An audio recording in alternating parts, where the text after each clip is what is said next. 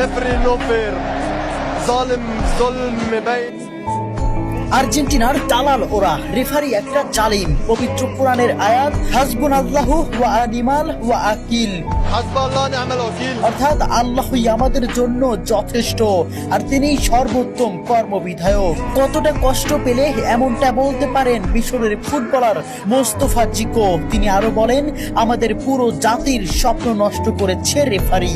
আর্জেন্টিনার দালাল ওরা, রেফারি একটা দেশের পুরো পরিশ্রমকে এক নিমিষেই নষ্ট করে দিলেন। ম্যাচের শুরু থেকেই তিনি আমাদের বিরুদ্ধে কাজ করেছেন। চোখের জলকে সঙ্গী করে আটালান্টার সবুজ ঘাসে পড়ে থাকেন মিশরের স্বপ্নবাজরা। 3-2 গোলে শেষ তাদের বিশ্বকাপের যাত্রা। ম্যাচে ফ্রাসোয়া ল্যাটিক্সিয়া রেফারি হিসেবে দায়িত্ব পালন করেন। মিশরের একটি গোল বাতিলের পাশাপাশি ম্যাচের শেষ মুহূর্তে মোহাম্মদ সালার একটি ট্যাকেলও এড়িয়ে যান তিনি। দেখার প্রয়োজনও করেননি VAR। জানিয়ে রীতিমতো তুলপাড় ফুটবল বিশ্ব।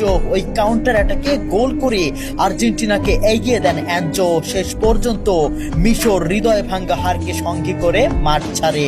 ম্যাচ শেষে সংবাদ সম্মেলনে রেফারির কড়া সমালোচনা করেন হোসাম হাসান। তার দাবি, মিশর ন্যায় বিচার পায়নি।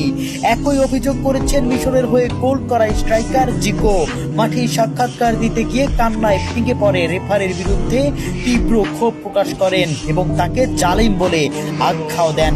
জিকো বলেন, রেফারি আমাদের প্রতি অন্যায় করেছেন, সে একজন জালিম। এ সময় তিনি পবিত্র কোরআনের আয়াত হাসবুনাল্লাহু ওয়া নিমাল ওয়াকিল, অর্থাৎ আল্লাহই আমাদের জন্য যথেষ্ট আর তিনিই সর্বোত্তম কর্মবিধায়ক।